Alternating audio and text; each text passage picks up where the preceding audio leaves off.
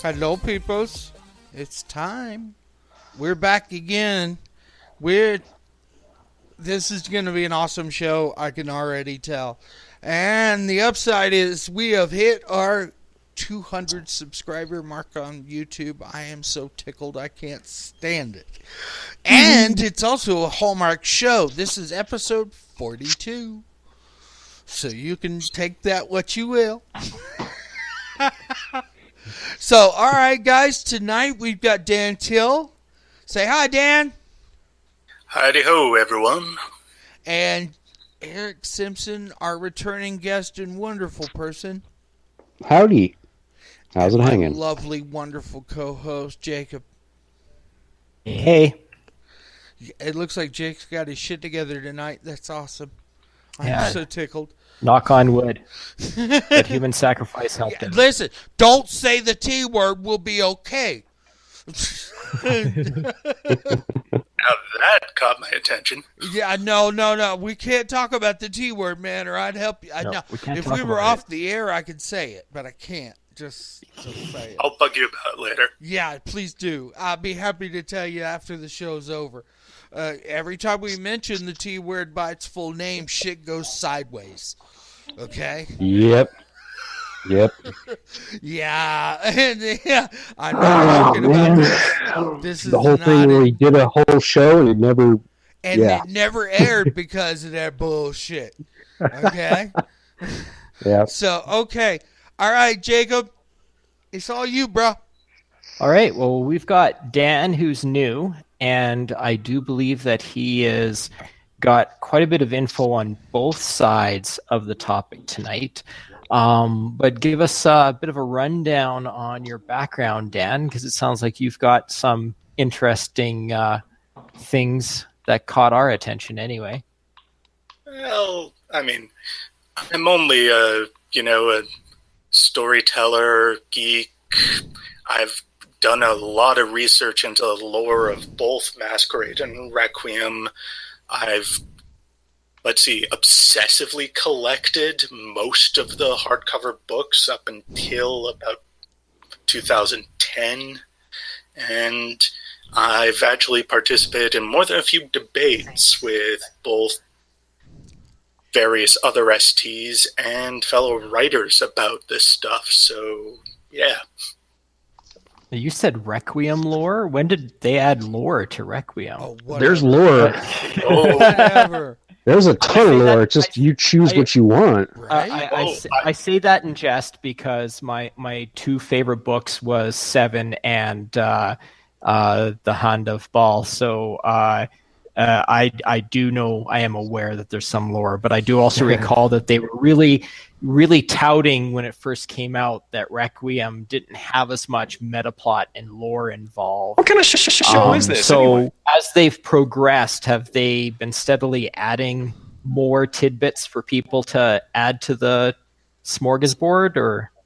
I have a timeline. A timeline even. Where they started. Yeah.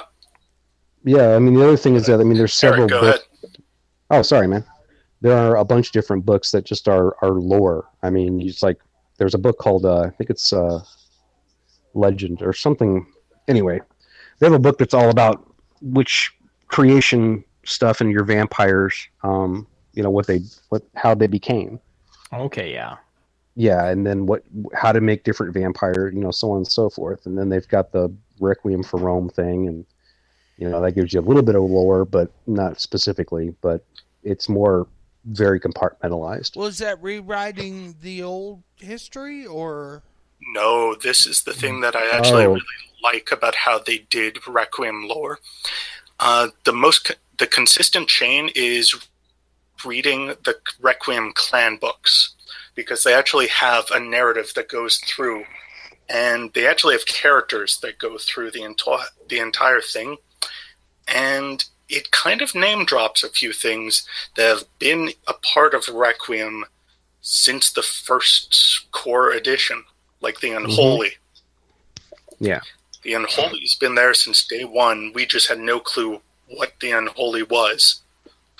And then we found out, and some of us realized, oh crap, Requiem actually has legends and monsters. They've been there the whole time. And then you also got books like the one for Belial's Brood, which is just awesome. Yeah. Oh yeah. And I love that. I bet you do. Yeah, it's great. It honestly really is. They came up with some really cool stuff. And the other cool thing is that honestly, go ahead, man. Yeah, let Eric finish. You continue on your train of thought, Eric. Okay. Oh crap. Yeah, right. Train of thought. Fucked. Yeah, it's just derailed, man. Go ahead, Jake. No, I was responding to Peter there. That I'm like, I really liked Belial's Brood because they took basically all the cool stuff of Bali and the Sabbat and mixed it together, and then just expanded on. What is that things. Crazy shit about, dude? I did see some of that, and I was like, "What the fuck?" Yeah, I mean, they made some flat out nasty villains. I mean, that's what they were. That's what they are. It's pretty cool, you know. And yet they're nuanced, which is the thing I liked about them. Mm-hmm. Yes. There is, I mean, one thing I kind of have what I call the line in the sand for Requiem, where it's this slow build-up when they're trying to figure out, okay, what is Requiem? What are its themes? What's the feel for it? What are we going to emphasize? And unfortunately, one of my favorite covenants suffered from it. I find that everything after City of the Damned, they're starting to get their feet. Before that, well, the books are fairly hit and miss. Mm-hmm. New Wave says she's reading it right now. Yeah. Mm-hmm. So yeah, all right, okay, I'm feeling it. Yeah, I'm starting to take my hints from her now. Just saying. Because she seems to have a much better, broader understanding of the lore in general than I do. And first edition Requiem, where they had 7 with 3 different ways you can use it, so that there was no one true way to deal with them. Are they a clan? Are they a sect? Or a blood and whatever. A mistake. Yeah, like. I just loved that. Mistake is not the word as far as vampires are concerned. Oh, and I actually really like about that version. You have 7, and they have a couple backgrounds that are more classic Covenant, endless histories, weird, evil, demonic, or corrupted elements, or there are Carthian experiments gone horribly wrong. Oh, yeah. That trying to hunt themselves. And to be perfectly honest, okay, say that 7 has only been around for the last 70 years. That is one experiment gone horribly wrong if it's that effective at wiping out entire cities of vampires. You see, the one thing that makes any lore kind of, I guess, say difficult has to do with what happens when you go into torpor. Oh yeah. Yeah, Sam, one night you wake up and you're in torpor. If your blood becomes too thick, you'll just go into torpor until it thins out. That could be a few hundred years, you don't really know. And then, when you wake up, your recollection of the past is not all that clear. Okay. So in essence, it's just the way the properties of the blood. And they changed a lot of that stuff. I mean, I have never, at least as far as the Masquerade is concerned, is that most of the kindred that do wake up from torpor, which is rare, mind you, do recognize what happened. It is very different. It's very different in Requiem. Mm-hmm. Thematically, there's a lot of stuff that's very different, and one of the biggest things that is the biggest differences is the properties of the blood. Okay. All right, Dan, enlighten us. Okay. Well, first of all, when you go into torpor, what ends up happening is, you instead of having generation, you have blood potency, which just all it is how more potent your blood is from another person. Yeah, it's older versus newer generation kindred. Not really, because you can have somebody that's 15 years old with a huge, potent blood, Really? But they know that they're going to go into torpor pretty quickly. So the more that you have, the more likely it is you're going to just fall into slumber. Fall asleep. Yeah. Right. And then you wake up after you're down to 3 or 4 or whatever, depends on what the system says, and then you wake back up, but you really don't know what happened. You can't remember things that happened beforehand very clearly, and some of them can be flat out wrong. So vampires didn't really, if they want to, they can keep libraries of stuff, but you can't really trust what people's recollections of the past are. As a matter of fact, the Invictus have an entire strategy they built because of this problem. Mm-hmm. It's the fact that the keeping of a library would be a way around it, just saying. So is creating dynasties where people go into torpor cyclically. Ah, yeah. Yeah. And there is a mystical bond. Jake? Like in Underworld. Yeah. Yeah, kind of. Yeah. But, I mean... And didn't the Meerkat or maybe one of the Meerkat bloodlines have a discipline that helps try to sift through the fog ages when you're in torpor? The Agonists. Yes. Mm-hmm. They're actually they're among my favorite bloodlines because it's not so much that the idea is they've got a bit of aspects and a bit of dominate, and they're not so much sifting as they are backing up information inside this elder's brain. And the sinister thing about them is there's the slight possibility that things might not work as intended. Mm-hmm. Well, yeah, in Underworld they mention it says only an elders capable of imparting the past in a coherent fashion. Yeah, it's different. Oh, it is. But, to bring up... this is actually a really good thing to bring up when doing a comparison, which is that part of the thing about being a vampire is you have to get used to the idea that nothing will change. When you become a vampire, you're stuck in some form of staticness. Stasis, yeah. Yep. As far as your hair and your face, your beard, etc. But the thing is, one of those things, a favorite flaw in Masquerade is Thirst of Elders, where, animals, mortals, you can't feed from them anymore. So you need to feed from vampires, and that creates a whole host of problems. Yeah, even in Masquerade, that's an issue. Yep. Because you're right. After a certain, Methuselah's up, tend to need to have more potent blood, as far as what feeding is concerned. Yeah, but the big difference between, I guess, from Masquerade into what we're talking about here, is that there's a mechanic, and it happens. It's not just, I feel kind of like, I'm uber powerful, I'm going to go to sleep for a while and wake up, later. There's no real system for anything like that in Masquerade. Now, I'm not going into the V20 stuff. Okay. Unfortunately. Because I've started reading the V20 stuff. And I'm like, yeah, because I still refuse to. That book just angered me. I'm gonna be honest. I got it as a PDF as part of my backing of the Princess Gambit, but I have been reading it, and I'm like, dude.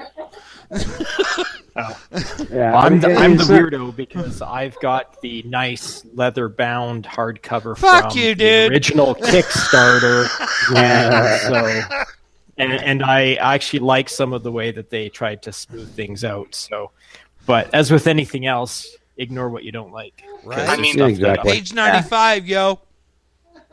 The thing I like to bring up about V20 is the fact that, like Requiem, and the original Requiem First Edition core, it was the first of its kind. This was before the entire idea that Onyx Path was working towards took off. And, if you don't like what you see in V20, do what I've been telling a ton of people to do, which is look at Dark Ages 20 And Dark Ages Vampire has always been my favorite compared to the normal. It's got so much lore, it's got so much cool stuff. Is that here's the thing, the reason that I have been so turned off by Requiem was that it was something to take the place of Masquerade after Gehenna. And I'm like, guys, you did a really crappy job, at least the first time around. No, it wasn't. No, it wasn't. I'm sorry, you're completely wrong. I love saying that. I love saying you're fucking wrong. It's one of my favorite things on the planet, man. Okay, I live for these moments. No, come on, dude. No, give it to me. Give it to me. They scrapped everything. They scrubbed Yes, they did. They said, that shit does not exist anymore. Uh-huh. This is the new game. Uh-huh. It wasn't supposed to be a new Masquerade after Gehenna. It's a new game, period. Yeah, I know. And that was my issue. Is that Gehenna should never have happened in the first place. And now that we've got V20, it didn't. You know my argument on this, right? Right? You know it's been gonna. I mean, I've been playing since 1991. 1992, but we're close. When I open that book, and the first thing you talk about is Gehenna, and then they keep going forward with it and saying, "Hey guys, this is gonna happen." Yeah, but we had no idea. It happens, and y'all bitch like little babies. Yeah, whatever. So there you go, man. That's what happened. Basically, that's exactly what happened. You got a point there. And it happens, it's not just this game, it's every game. It's like whenever something, they're like, okay, we want to try something new, different, we're going to take some stuff from the past stuff, and we're just going to make something cool. And people are, I'm not going to read it. And you know, I mean, it's even like with me and V20. Like, my whole deal with that is that, you know, when I was going to buy it and everything else, I was expecting, you know,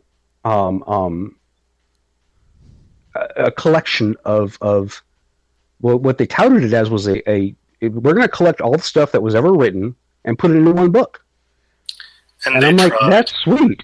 That's sweet. And then I started reading it, and they rewrote all the clans and all the stuff. And I was like, this is not what I want to spend my money on. Dude, I got to stop you there.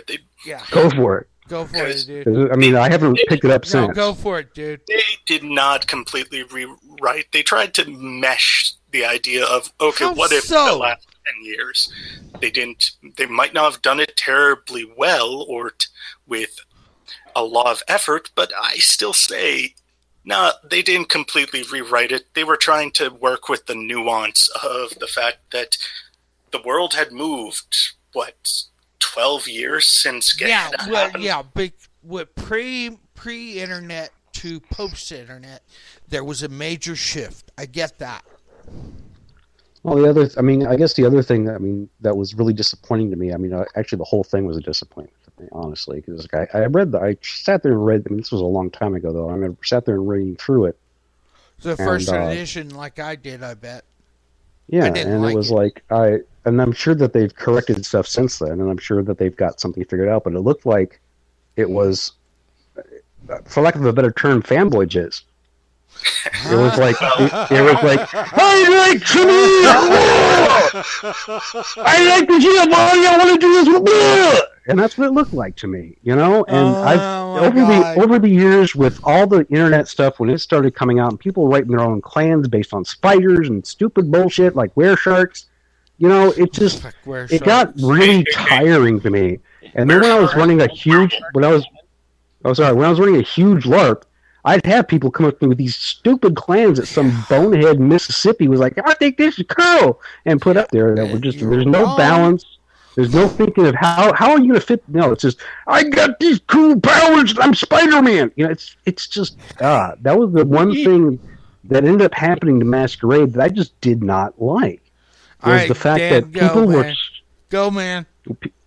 People were so focused for so long on acquiring cool powers, and that's with a Kewl and a Z at the end of the power. Absolutely. Anyway, people became so obsessed with what cool powers can I get that they lost the ability to role play their character.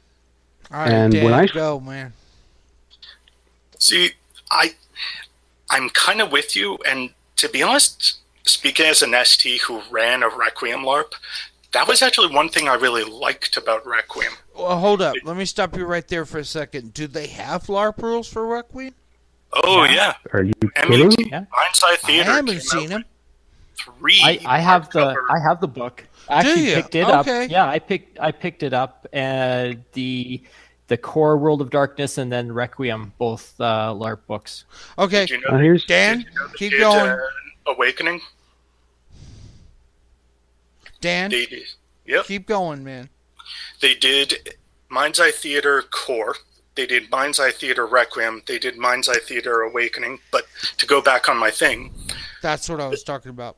yep, the thing that I really liked about Requiem was the fact that when you look at it on the surface, you have 5 clans, you have 5 covenants, and it seems like you don't have as much to play with to some degree, or it's really easy to make copycat characters, which, as an ST, that's anathema.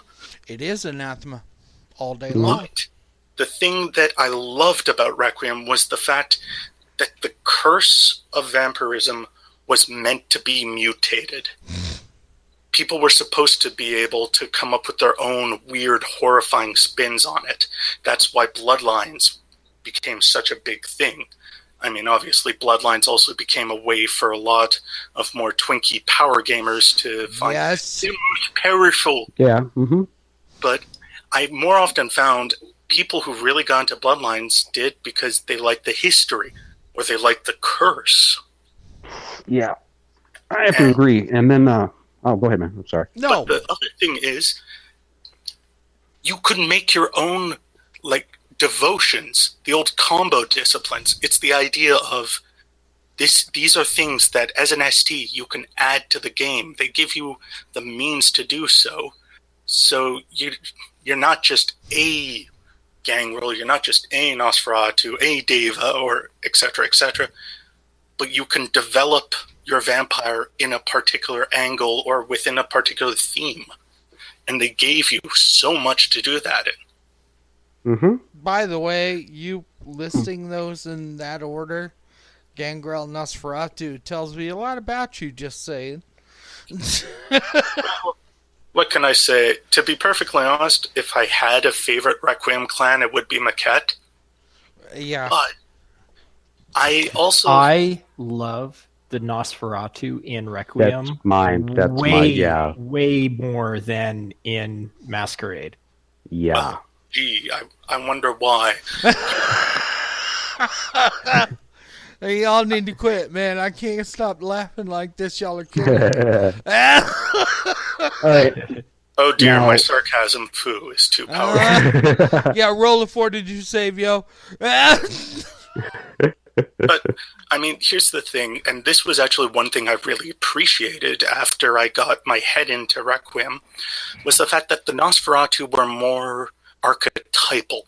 They represented not just, creepy fuckers The that came hideousness from... of their clan, which seems to be a big issue. Yeah. For the reason for folks to play them as a way to get around that hideousness kind of situation. Well, that's the thing, is that the way the clan flaw is, you don't get around it. No, Mask of a Thousand Faces gives you a way around it. Just saying. No. Well, No. yes. Yes and no. The thing is, man, and another thing I really liked about Requiem is that your powers don't always work the way you think they're going to work. You have to actually earn, you get successes. I mean, basically to see how cool you do it, but there's also, the way the system is, there's a mechanic behind it. So if you get enough successes, sure, I mean, yeah, you can, get rid of it, kind of, but you're still going to, unsettle people. You're still going to, that curse is always going to come through in some way, shape, or form. Well, But I wanted to impart some knowledge that I have on Requiem as a LARP, because Shoot, I please was do. I was a member of the Camarilla for a very long time, Absolutely. and then I rejoined when I moved here and everything else. And when Requiem was going to come out, they gave us the rules, and they said, "Hey, work with the stuff before we publish it, put it live, and put it in stone. And then even then, it wasn't completely in stone. Never. There was still some, there's still some stuff that had needed to be worked out, before publishing everything else. But one of the coolest things that I found in a Requiem game is that the players themselves, it gives, just the way the setting is straight up, it's a lot like the very beginning before they added this, the spot and the other clans and everything else. It was like there was a lot of intrigue, there's everything, all that stuff. But what I discovered is that there's a lot more. It's a lot more cutthroat politics because your covenant matters way more than your clan.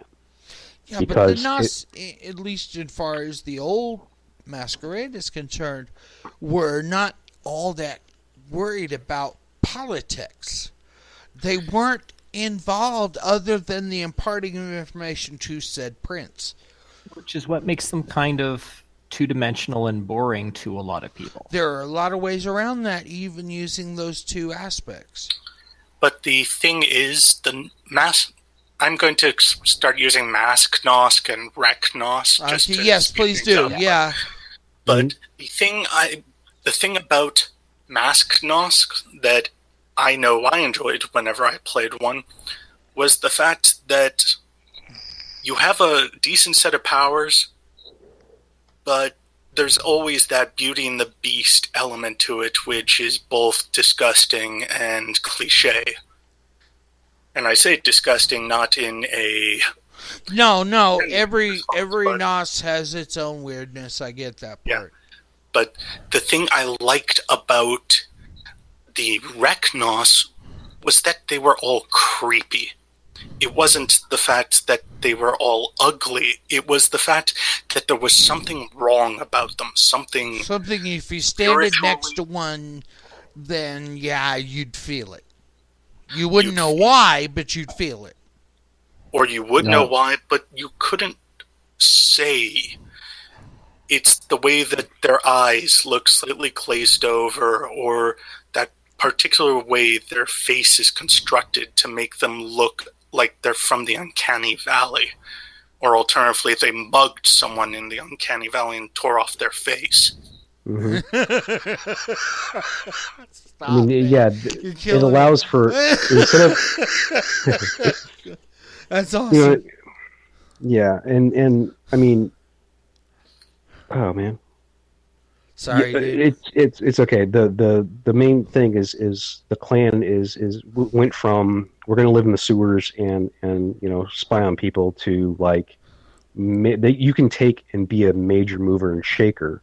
And even be a prince as a Nosferatu. Yes, you can. It's not that you have you don't have to creep around.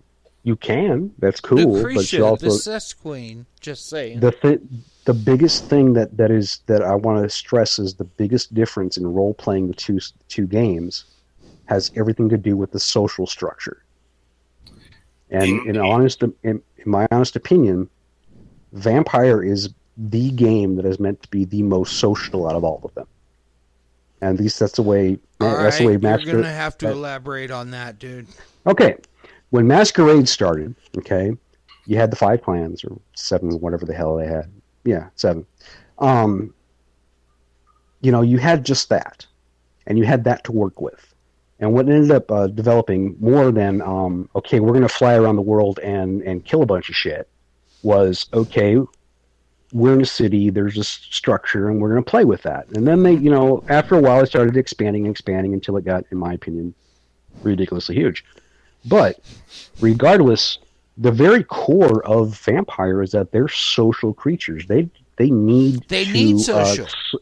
They need to socialize with their prey. That's what their main deal is. It's the only way, if you hang out in a nightclub with your prey, that's the only way you get by, is not being fucking creepy.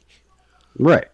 And then, so instead of as a Nosferatu and a Mask Nos, is, you can't be seen. You got to live in the sewers. You got to, but as a Requiem Nos, it was, I can go out in public and it's okay, but I know I'm going to creep everybody out around me. It's like, he might have it's like he was describing. It's there's something wrong, and you can't always put your finger on it. Some of them will be obvious, That guy's got a weird unibrow. Those are obvious.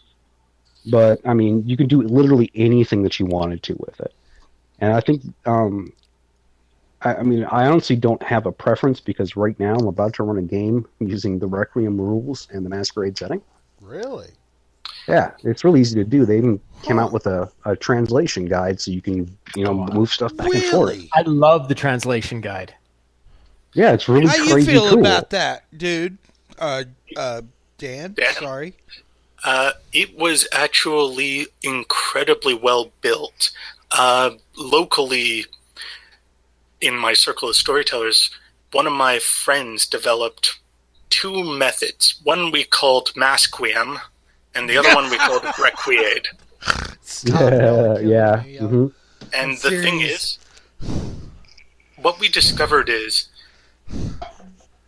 in Masquerade, everyone is so attached to the clans. Yes, they are. They're attached to the clans. Oh, they're attached to the clan lore. They're attached to the weirdness, the uniqueness, etc., etc. But, I mean, the cam is just so boring. Watch your tone. I refuse. Yeah, I so refuse. I'm about to say eat a dick, man. I'm gonna tramp on everything, so it's all right. Man. Hey, find me someone who will genuinely say that the Camarilla as a system allows for a lot of back and forth and nuance. You're right. And that's kind of the reason why the Covenants in Requiem work so well. It's a five-way chess game, and most of the players don't want to kill each other, whereas in Masquerade... that's half the fun! Yeah, but the thing is, man, is that... I'm going to give you a scenario that I've seen come up a lot in... I've run a lot, and I mean a lot of LARPs. But the one thing that comes up more than just about anything is there are those... especially some of the ones that hold higher position, who seem to enjoy they construct elaborate what they call kill boxes, where the sole point of them playing the game is to stomp on other people. No, see, that's only half the fun. Well, no, there's a difference between having fun and having I said fun that's at somebody only else's half expense. the fun. Oh, okay, gotcha. And I always had a problem with that, but in the Camarilla, there was nothing I could do about it, But when I started running some stuff on my own, the Covenants really kept a lot of stuff in check. Because instead of people worrying about what clan they were and what sect they were and whether they're independent and whether we like this or like that, it's like, okay, you have your family, which is your clan, which can literally be anything that you want, as long as it's one of these five, okay? But the thing that stays the same are the different social structures or guys that you hang out with. Just like in your real life, you got your mom and dad.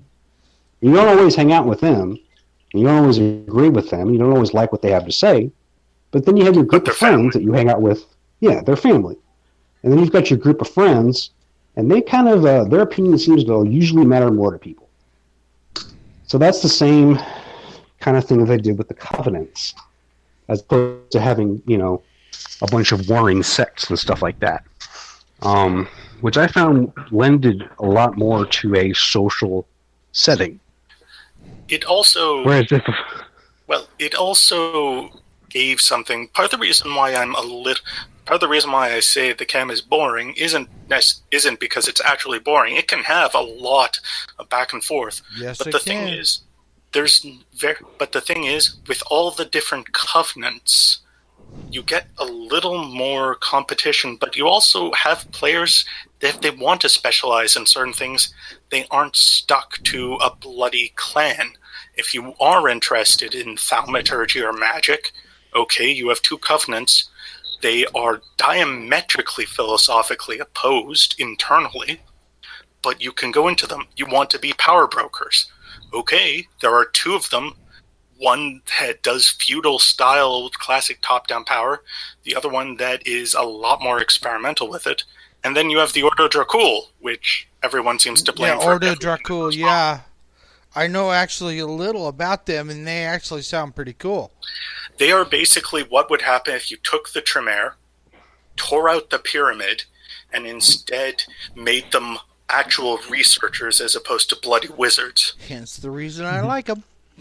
And basically what they did is they took the Tremere stuff and mashed it with the Tzimisce. Tzimisce, say it right. I'll say it however the fuck Jacob I want. Don't even get me started on that shit. Rouja. Give me a fucking break. Anyway, their whole thing about trying to basically rise above the vampiric condition is metamorphism. So they kind of put those two together and gave them a way to actually do that. And that's their kick. Strange things are afoot at the circle. It's also the fun. Oh yeah. In the cam I played 2 different covenants, 2 completely different clans too. When I had a character get kill boxed, which I'm used to, but everybody else wasn't that guy in the kill box. Yeah. I played a Nosferatu Lankea Sanctum. Those are so much fun. I had a whole bunch of fun with that, and it was a really good time for people. And then I did an Ordo Dracul. There's one of the bloodlines out of the book, the Dragulescu. Oh, but they're Ventru. Which their thing is that they kind of can find and eat ghosts, which is kind of cool. But regardless, yeah. No, man, it's very cool. Yeah, I mean, there's with the coils of the dragon, for instance, you can actually go out in the sun, stay awake during the day. There's some stuff, but I mean, it's horribly crazy expensive. Yeah. But it's a possibility. What's that? 1 point of blood per hour that you stay awake above, after sunrise? No, they just have a coil that they buy at this power, and they just do it. The way that the coils work, I actually thought was genius. Oh, yeah. I mean, it's one of the mechanical decisions that I actually noticed that they did with Chronicles.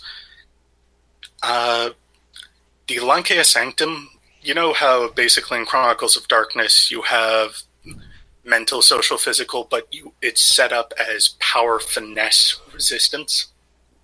Yeah. The Lankea Sanctum are power. The Circle of the Crone are finesse. And the Ordo are resistance. And that's how a lot of their powers work. And the Ordo, generally, you don't need to pay blood to have it. You are literally changing your curse. Wow.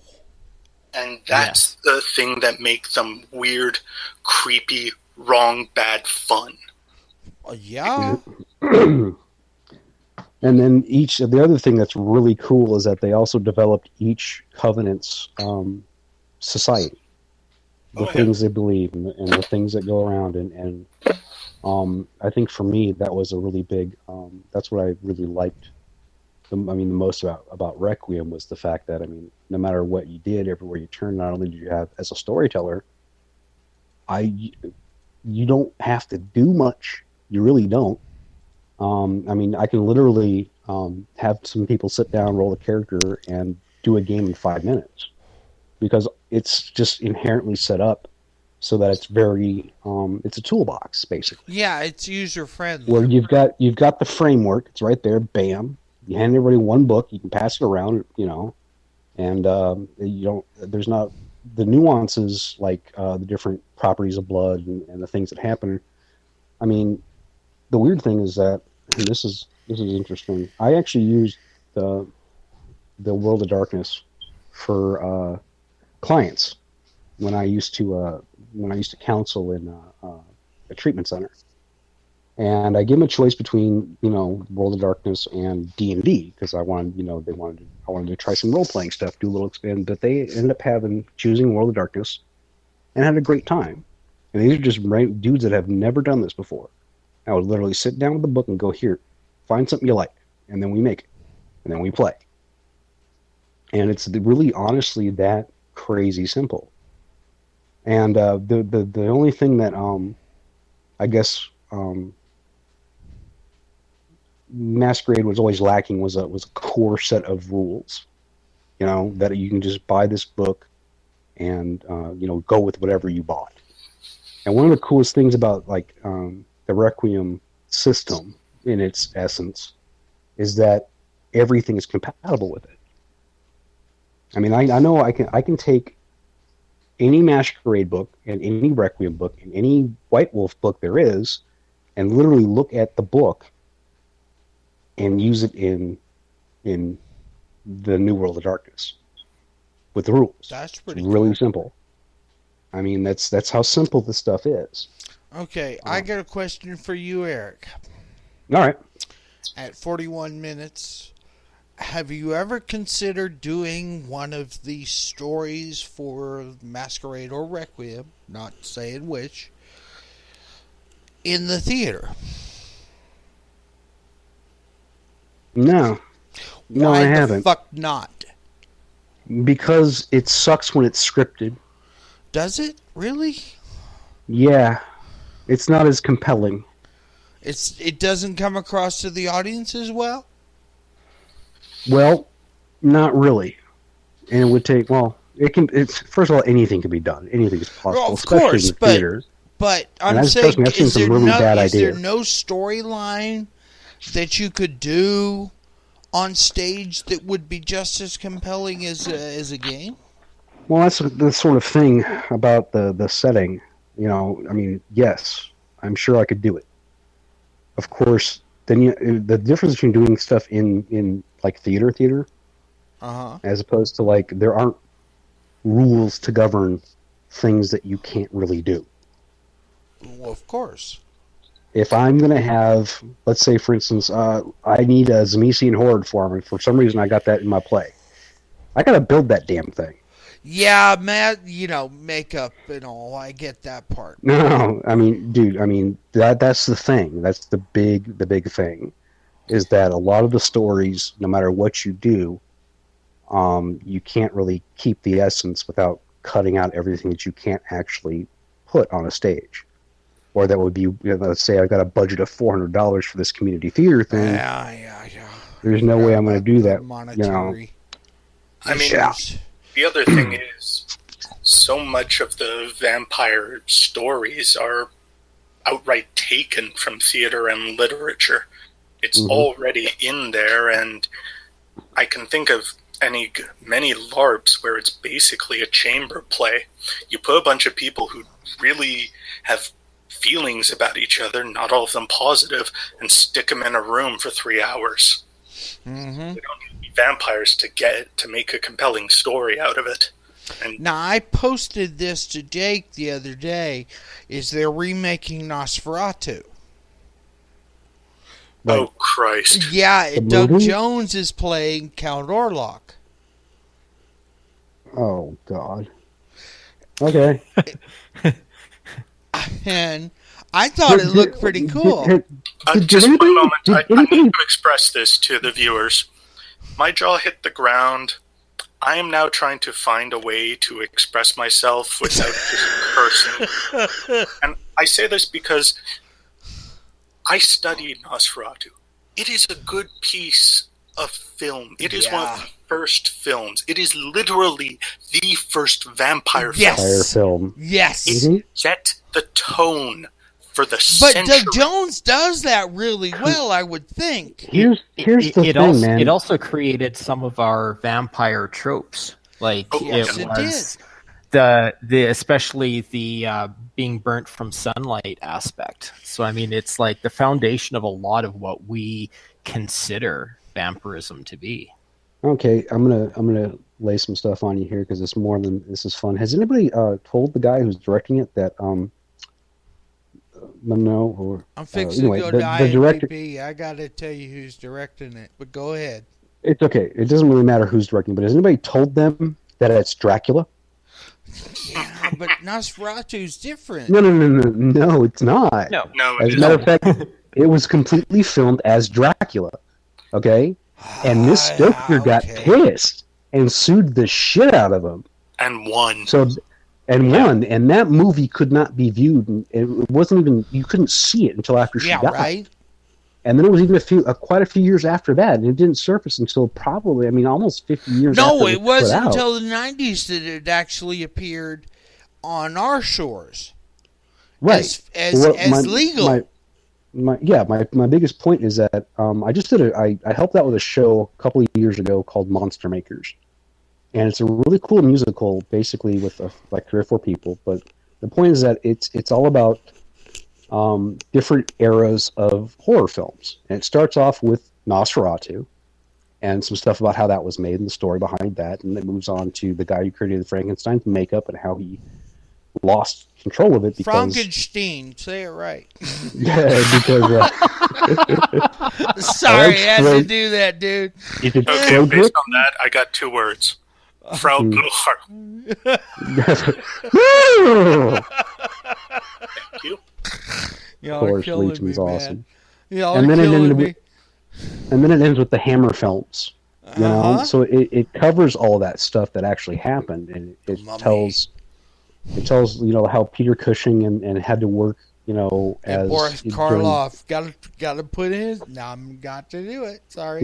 Yeah, no, Boris Karloff was actually the people are actually characters in this play, and it was really cool. But the other neat thing was that I got to sit down and I made the director watch the movies. Holy shit! Carrie Fisher's daughter is in this. Anyway. Yeah. I just, but yeah, no, I'm with Don here. I don't even know what to say. It's oh wow. I'm shocked. Not that it is being done, but that someone feels it needs to be done. The thing is, Dracula has been done and done and done and done. So, and not to mention, Joss Whedon of all people pointed out that Dracula will keep coming back. It will. The issue isn't so much that I object to the idea of Nosferatu as it was displayed and using a lot of what was put in there that wasn't in the Dracula novel. It's that I don't see the point in remaking it as opposed to just doing a good Transylvanian vampire story. Hold up. The guy who played the Goblin, he did the original Count Orlok in the remake of the making of the movie. Yeah, Shadow the Vampire with William Dafoe. Yeah, William Dafoe. Thank you. But the guy who's doing the new Nosferatu is David Lee Fisher. He's the guy who did the Cabinet of Dr. Caligari in 2005, but that seems to be his only directing credit. So I'm gonna be honest, some directors who have been given a shot at that have done rather well later on. Yeah, but it's like saying, let's take the Great Train Robbery and remake it. You guys even know what that is? I don't know. I think the Nosferatu they're doing is more Shadow of the Vampire than Nosferatu. Well, then there's a chance, but I'm kind of with Eric in the sense of, it can be, just because it can be remade doesn't necessarily mean it should be. I mean, Duck Soup is one of my favorite comedies on the planet. Mine too. It's something I studied in film and drama. Yeah, some film school shit. It's funny as fuck, truth. even when you watch it as a college course. But my point being is that The Great Train Robbery was one of the first movies. It wasn't very long, and it was about some bandits robbing a train. At the very end, the guy shoots... Birth of a Nation, just saying. No. Yeah, we're not going to talk about it, but we're not there yet. I'm saying, when after Edison invented the damn thing, this is what everybody saw that freaked him out, was that the guy was shooting guns at the camera, and it freaked everybody out, because they thought this guy was shooting at him. Yeah. It's like... that piece of film is like, why mess with that? I don't know. I think it's more of a, Carl Schreck. It's been, 75 years? Give or take? Since the original? And Hollywood loves remaking shit.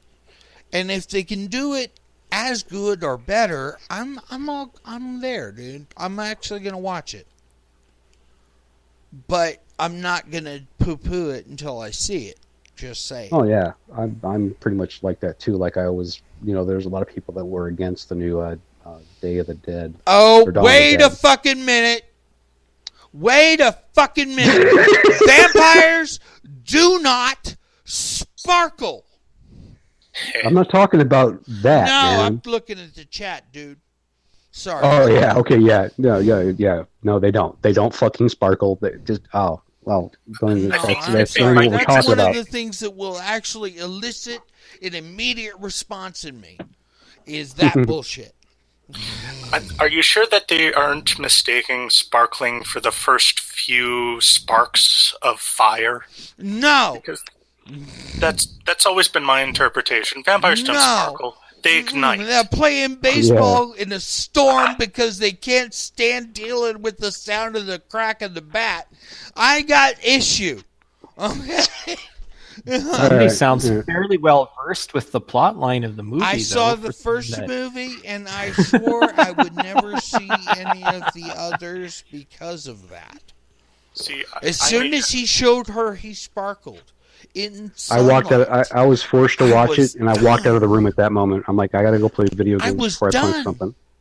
I was completely done, and I was like, I will never watch any of the sequels to this bullshit for that reason. And I have said it in multiple venues since then. Vampires do not sparkle. I've been dealing with them for more than 30 years almost. Wow, I'm looking at my shelf now. Now, here's the thing I wanted to bring up earlier. Effie Fulton says no love for the Deva. Really? Oh, see. Oh man. I got really? The problem that everyone brings up, and it's accurate, but I think they're missing out something. Everyone looks at the Deva and goes, okay, so they took the Bruja and the Toreador, mashed them together, and gave us the Deva. And I go, yeah, that's kind of because the Deva are actually a lot closer to how vampire archetypes work. They're the creatures that Anne Rice actually wrote about, who are unbelievably passionate, but incredibly destructive. Yes. See, I always saw them more of a mashup of Toreador and Setites than Toreador and Bruja. Really? See, actually, I've heard that, and some people identify that, and I can see where it's coming from. I mean, I know the Setites technically would probably translate better as Miket, but culture-wise, actually, funnily enough, they took elements of Setite and put it in Circle of the Crone and other elements. Yeah. And they did the weirdest thing with the maquette, which is they took a chunk of La Sombra and a chunk of Setites and combined them to make the Kaibit. Yeah. Which are one of the top 10 bloodlines in Requiem, I swear. Because they played up the one aspect. They play up the one aspect of the Setites that I always found fascinating, but is not really well supported in the mechanics. That Setites are fundamentally the darkness that fights against worse the light, darkness. Yeah.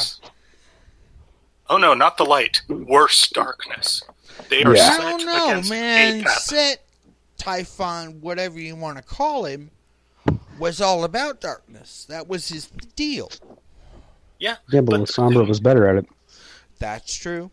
Also true, but it's the fact that Set guarded the barge going through Duat against Apep, the Bullshit. Serpent of Destruction. Charon is the only ferryman, and I will hear no otherwise. Then don't ever play Mummy. Right? Yeah. I thought you liked Mummy there, Peter. I do love Mummy. I do. Don't get me wrong, but I feel for Charon. I really do. Okay, this is a rare opportunity, so you know what? I'm going to ask this. Think about all the World of Darkness splats, and I'm differentiating them for Chronicles of Darkness. So often people want to have them involved with vampires, and with the exception of Hunter, which is just straight up anathema Yeah, to don't vampires. even go there, man. We ain't got that to that point yet. Just saying. Yeah, but the reason why I ask it is there any of the other splats that you think absolutely shouldn't play with vampires? Man, as you raced, I'm gonna be honest. Yeah, I raced, but I tried, and I'm still gonna keep trying. Well, what I found out, Wraith Come on, speak up, dude. Wraith is about the system because No, seriously, can't hear you. a Wraith. You can't hear me? Yeah, there you go. Yep. All right. Well, Wraith is all about system because a Wraith can really wreck a Requiem. I mean, any vampire game.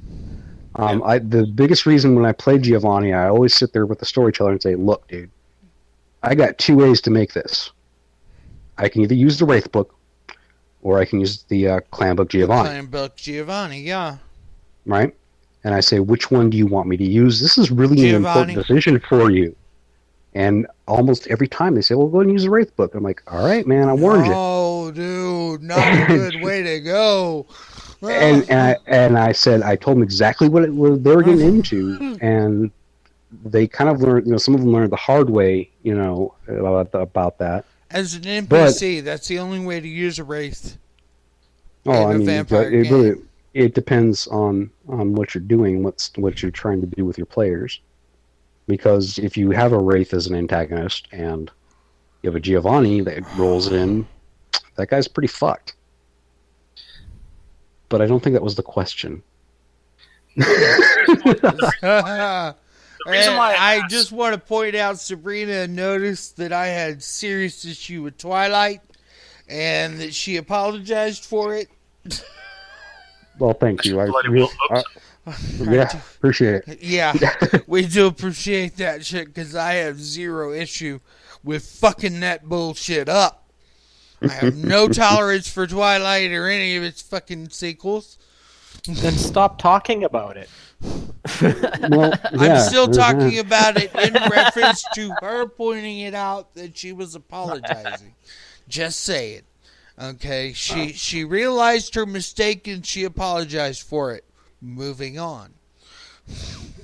I will say there is one of the splats that just does not fit into any vampire game, and that's Changeling. The original Changeling. Why? Yeah, they don't mix well. Why? First of all, when the games were first created, they weren't meant to be played together. Yep. Bullshit. So you gotta. No, sorry, they weren't. I sneezed. Yeah. I'm sorry. They were not meant to be played together. They even said that several times. Sorry, I sneezed again. Man, you gotta deal with that cold, dude. No, I know, right? I mean, Tennessee's not that far of a drive, man. The original assumption was if the games were crossover. Yeah, they used the exact same system for a reason. No, they didn't use the exact same system. No, I mean the point system and the way the character sheets work. Here's the thing. Here's the problem. Here's why they don't go well together.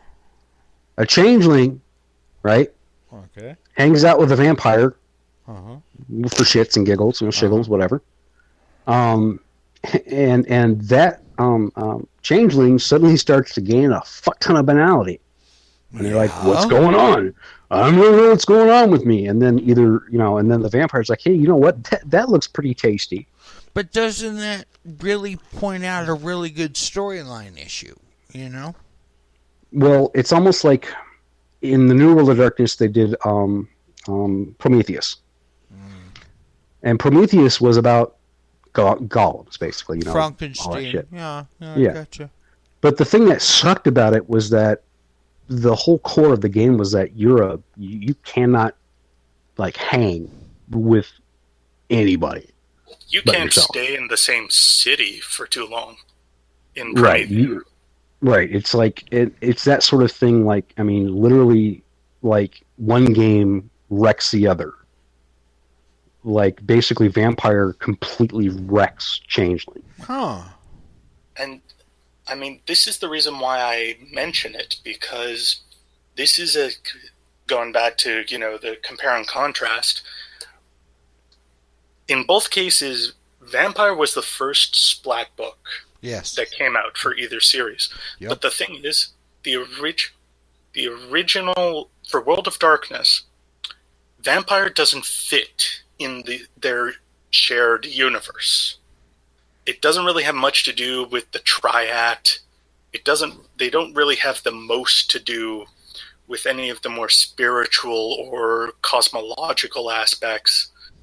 It's all the other ones that deal with it. Whereas in Chronicles, so much of that is so undefined, and everyone has their own little niche. That's more of a Venn diagram where each circle crosses over very, very thinly. But yeah, I assume that all of them, including Kindred of the East, just saying, actually had a sliver, but given the way the character sheets are set up, etc., is that there was an intention there to actually do this in a way that you could cross over. Doesn't necessarily mean you have to cross over. No. I'd argue, or should. Or should. Okay.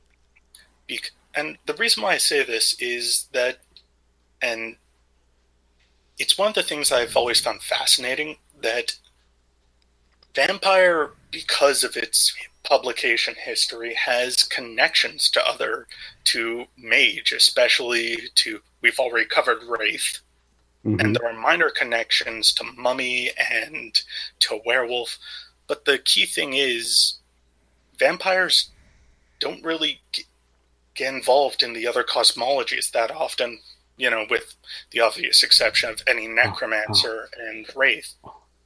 And that's been argued to be both a strength and a weakness of vampires in the World of Darkness. Whereas in Chronicles, it's less relevant because the world isn't as defined. And I mean, this was actually one thing I wrote down in my notes, that one of the big differences between Requiem and Masquerade is that Requiem is about Gothic horror and the horror of eternity. Masquerade is Gothic punk and millennial anxiety. Oh, you mentioned that in your message, yeah. It's the You're idea exactly right. It's the idea that for Masquerade, the world is ending. This is part of it. This was built in, baked in. Yeah, Gehenna it was coming. built in. And the reason why everything is moving is because time will run out. For the Kindred, at least. Well, yeah. As far as the Kindred are concerned, everything. Yeah, but that's the point. It's that anxiety that moves the world along.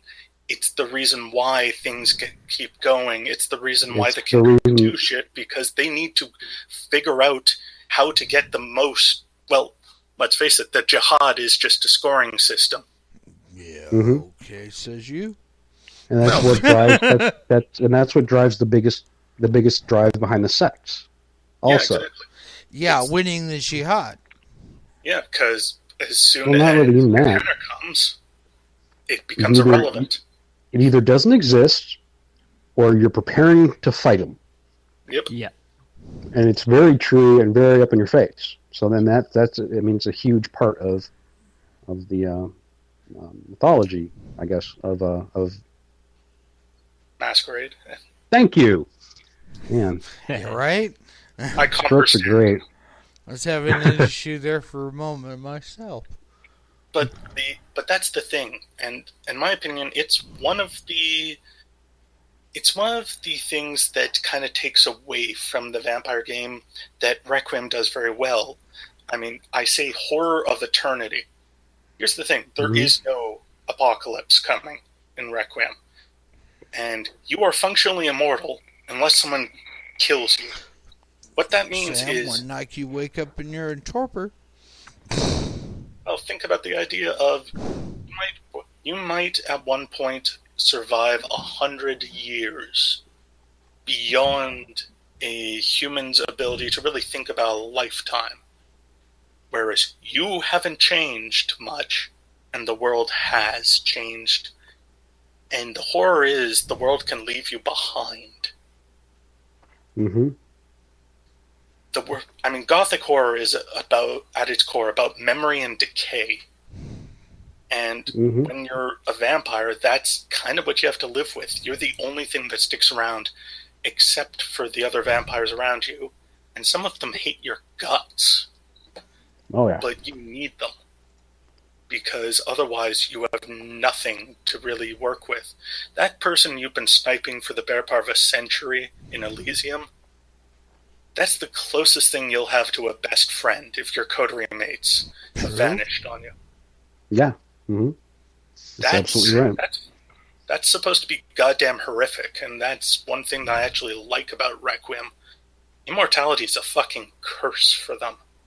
Yeah. And everyone is trying to find a way of making it last. See, that was the thing. I guess that's the fundamental difference between Requiem and Masquerade. Is Masquerade, they look at eternity as a way to dick over their rivals because they have eternity, and the other end of it is, oh fuck, I'm going to be alive for eternity, what do I do now? Yeah. Pretty much, man. The other thing, I don't want to change the subject too much, but I want to talk about the another kind of important thing. I think that's a big difference between Requiem and Masquerade has to do with something called Predator's Taint. Yeah. Which honestly, in my opinion, should have been in the original game. Oh, yeah. And let me tell you why. Can I amend your statement, Eric? Just sure. A little? No, go for it, man. Predator's Taint as introduced in the second edition, as opposed to the first. Yeah. I say this because it was a little unwieldy for interactions in the first. Well, it made them interesting, to say the least. It's great for tabletop, but doesn't lend well towards LARP. But I guess I'll explain what that is. Basically, inside you have a raging beast trying to get out. Same, concept kind of thing. Yeah. The difference is that when you meet another vampire, first of all, you instantly know it's a vampire. You're like, oh shit, that's a vampire. I know because he smells like me, in that essence. And what kind of happens is and they have a mechanic for it, but the description is so much better, and it's better if it's role played out, is that, let's say you have two vampires. One is a higher blood potency, so more potent than the one beneath him. Basically what happens is that their beasts look at each other, say, hi, how's it going? The more powerful one says, I'm boss, and the other guy says, okay, and it creates a wrestle until you actually get to hang around with somebody enough. So the people that you hang out with enough, they don't set off your taint, your beast that much. But the fact is that you can instantly recognize another vampire by their beast. And if they're more powerful than you, you'll feel an urge to want to get away from them. On the flip side, if you are more powerful than them, you want to destroy them.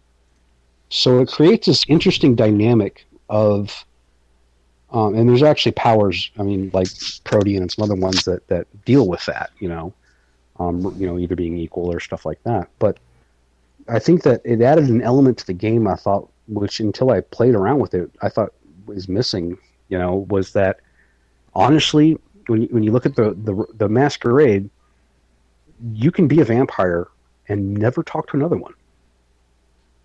Ever. Yeah, but in Masquerade, in Masquerade, you can. It is entirely feasibly possible. Yeah, to be a vampire in our free state, but other than that, in the the West, city, because how would you know that you see another vampire? Yeah. But under the Anarch Free State, I get that part. Don't But give me if all, you don't give me move all east, that. the chances of you running into another kindred are fairly common. How would you not know? really. Yeah. You can smell the difference, most of them. No, you can't. Mechanically wise, there's no rule saying so in Masquerade. Really? Why Yeah. have I not noticed that until now? Well, unless you're an Nosferatu, at which point... No, we have Yeah, aspects. There's a difference. No, But- you guys, you're throwing weird ass powers. Just listen to what I'm saying. I'm not talking about Anarch Free States. I'm not talking about any fucking Twinkie bullshit. I'm talking about the core of what it is, right? Literally, I mean, you can create like there are several. I mean, there's a bloodline. What are they in the spot? Kiasid, right? Yep. They just chill. They don't care what the fuck happens as long as they get their books. You don't ever really see one, but they're there. They chill. That's like Okay. the Kanu, though. You're not listening. The Salubri, they're one vampire out of a total of like 6 or 7. Yeah. All right. So you've got these dudes that you can literally make a vampire that does not interact with another vampire at all, and it's completely feasible. It makes for interesting stories, but still. Now with Requiem, okay, you're a vampire. Let's say you went through the same embrace and dump thing that happens. Yeah. And you walk into a bar and there is another vampire there. You know it's a vampire. Yeah. Flat out. Not Because you I walk can in feel it.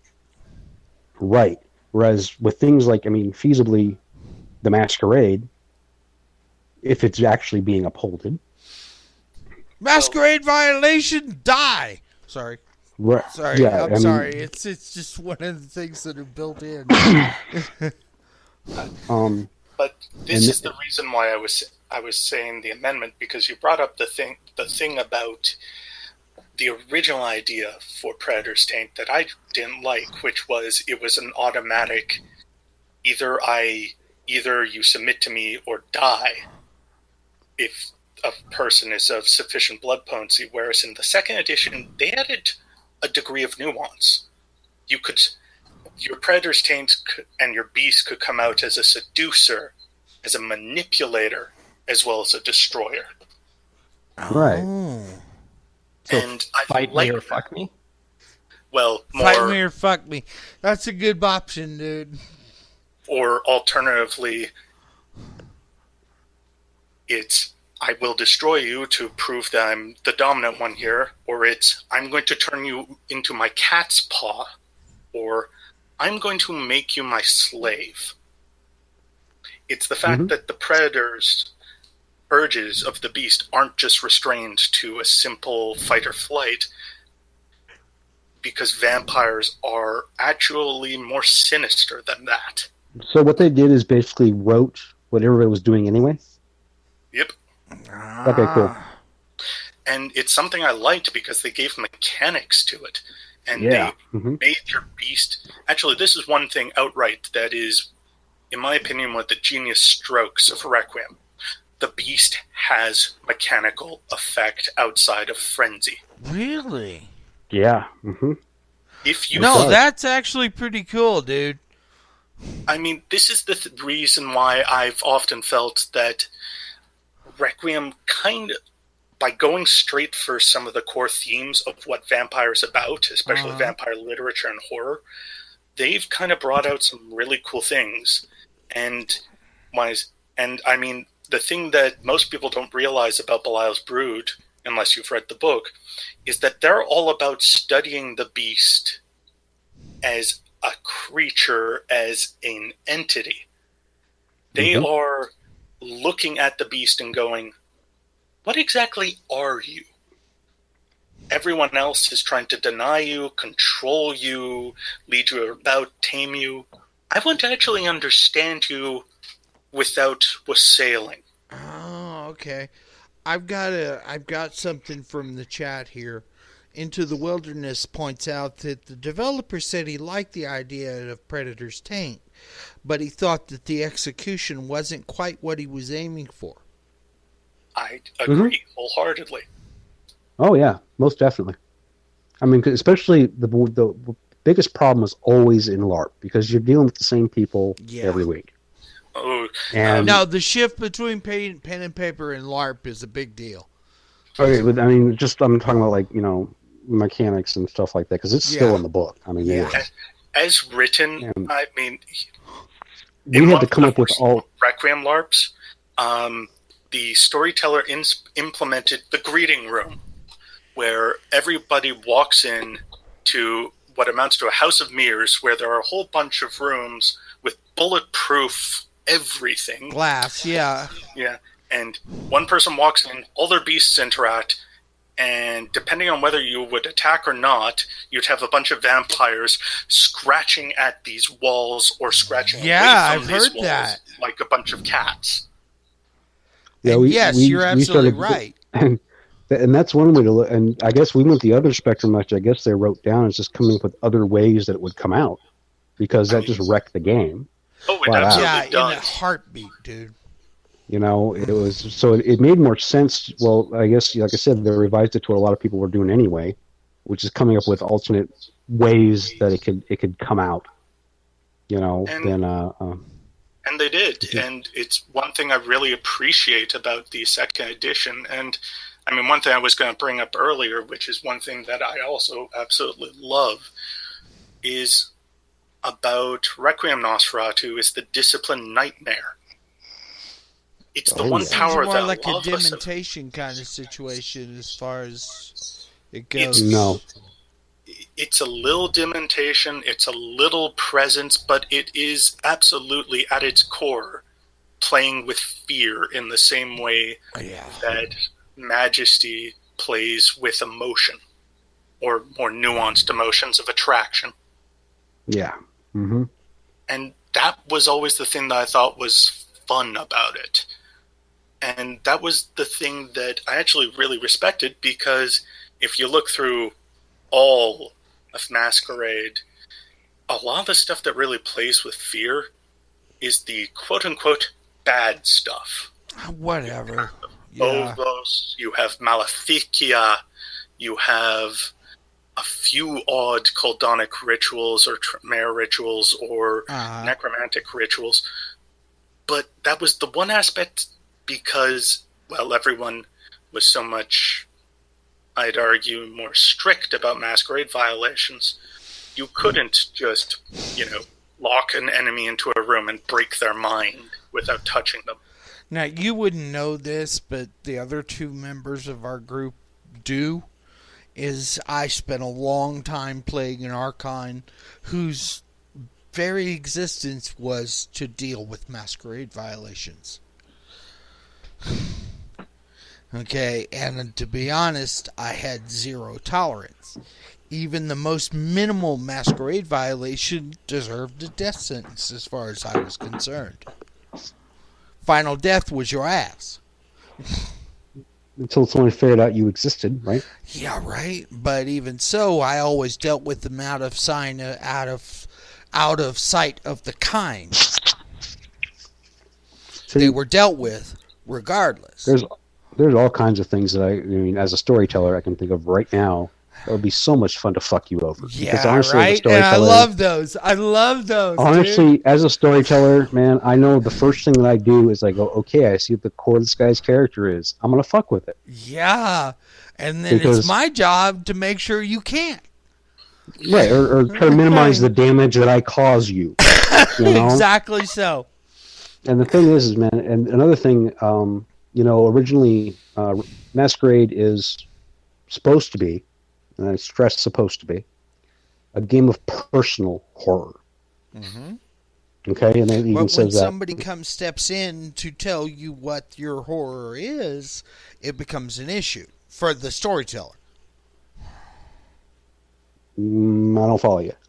Okay, if I step into, like I said, during the lead up to Gehenna, I did a LARP down at GothCon in 2000 about the lead up to Gehenna.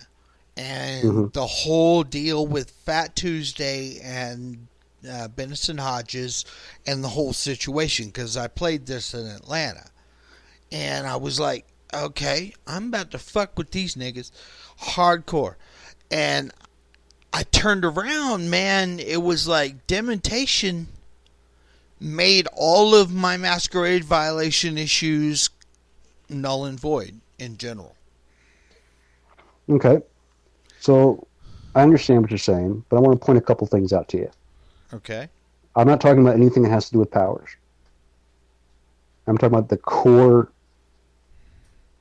deal that you know, like he was saying, Gothic, like Requiem is a game of Gothic horror and deals with those themes.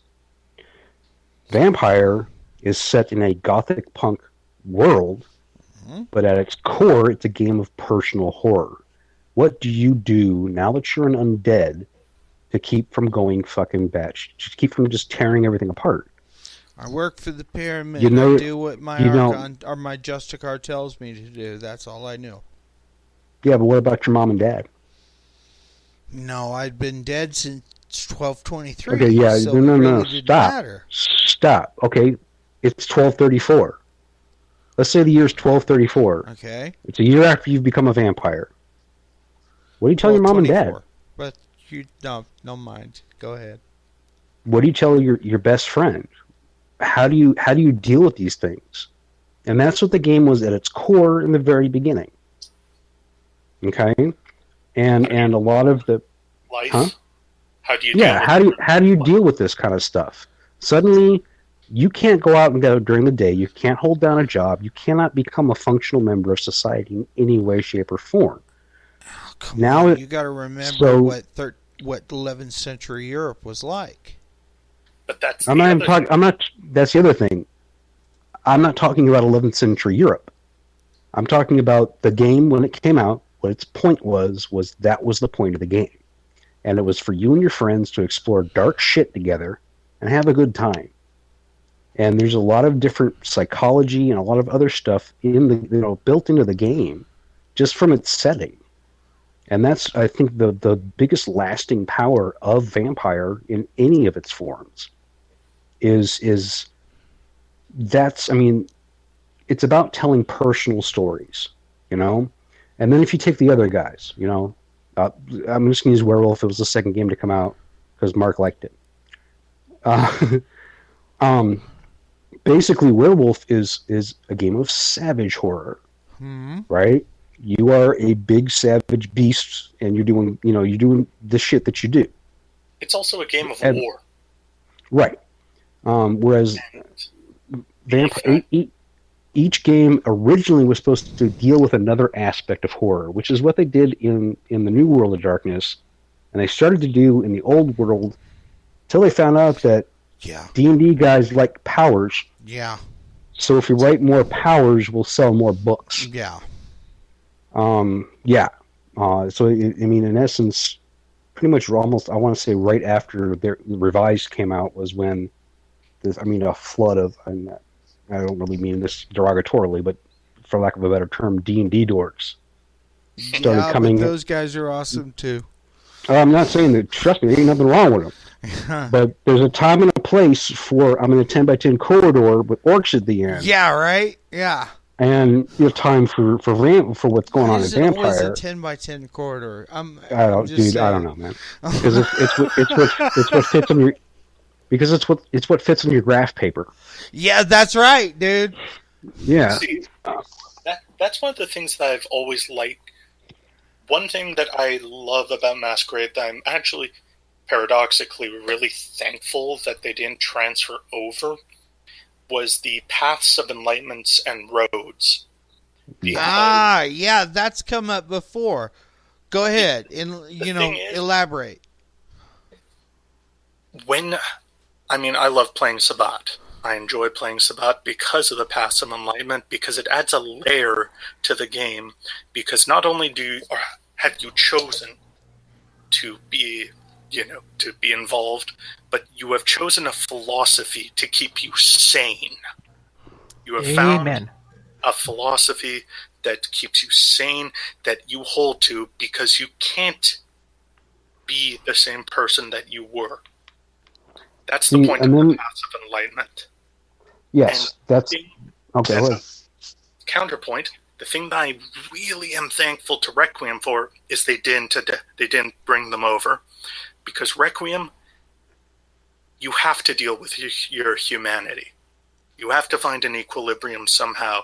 You don't have the quote-unquote easy way out of finding a road or a path of enlightenment to bring yourself to. No, you have to cultivate humanity because that's all you have. Is humanity as big an issue in Requiem? Yeah, I'm getting some laughing up in here. Come on. That's the question. It is the issue. It is the issue. It's pretty much the same hierarchy of sins, isn't it? Depends second or first. Oh, okay, yeah. Yeah, because second they introduced touchstones, right? They introduced touchstones, but they also introduced what I consider to be an actually brilliant point. There are several new things in the second edition, and it's no longer a hierarchy of sin. And no. What they introduced is the idea that the more you accept the fact you are no longer human, the harder it is to hold on to high humanity. Yeah. You join a covenant. Mm-hmm. That's a break around 6. That's been the way it's always been. Okay, I'm gonna interject here about paths and stuff, man. Here's the thing.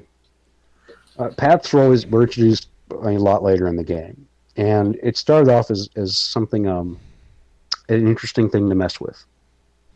And in as such as I've seen some stuff used really coolly, I've also seen way more stuff just, I mean, you try to find the loophole so you can do whatever. But the paths of enlightenment, like, whenever I'm running anything, if somebody says I want to be on a path, I hold that person to a higher standard than anybody else.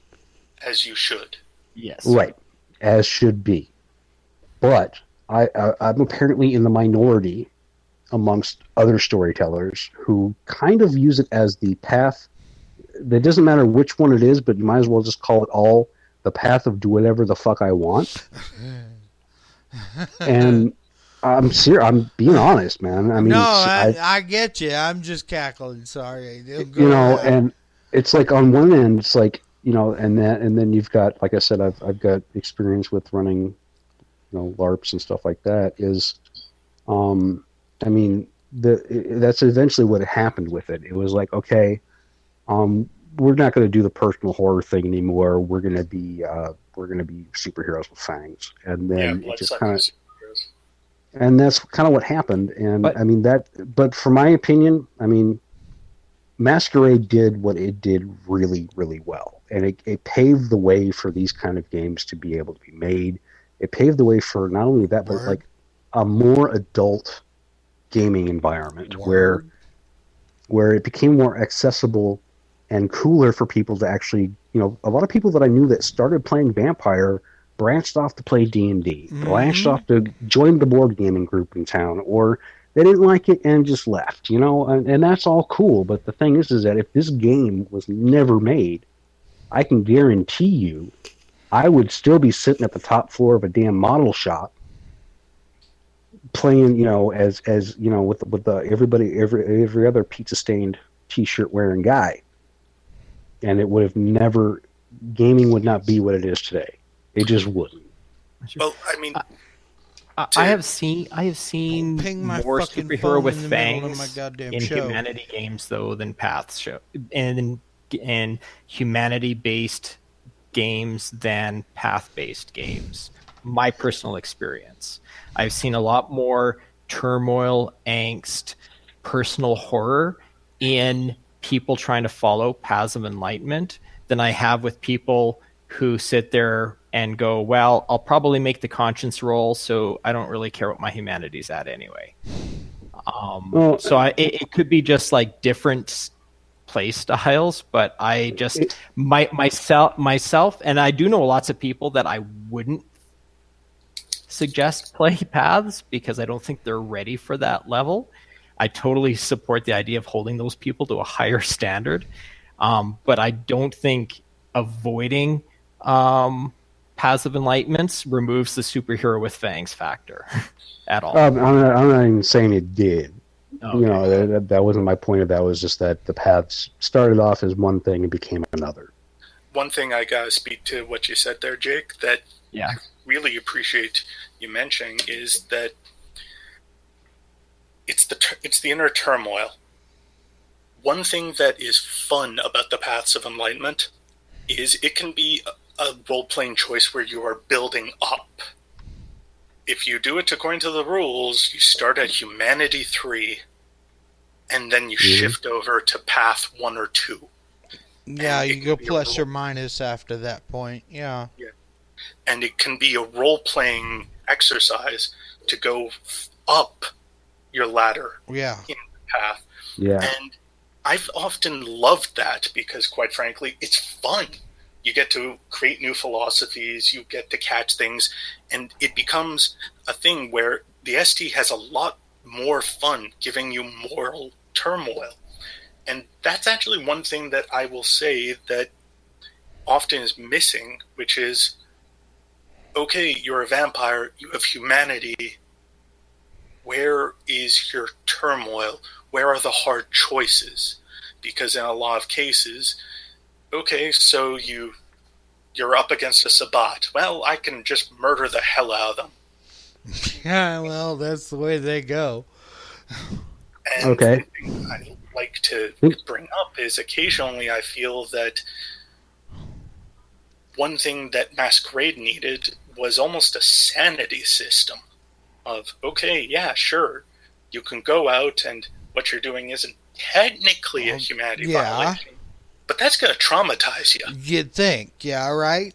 But the part of the vinculum is to no longer associate yourself with the cattle, so to speak. But I'm not just talking about the Sabbat. I'm talking period.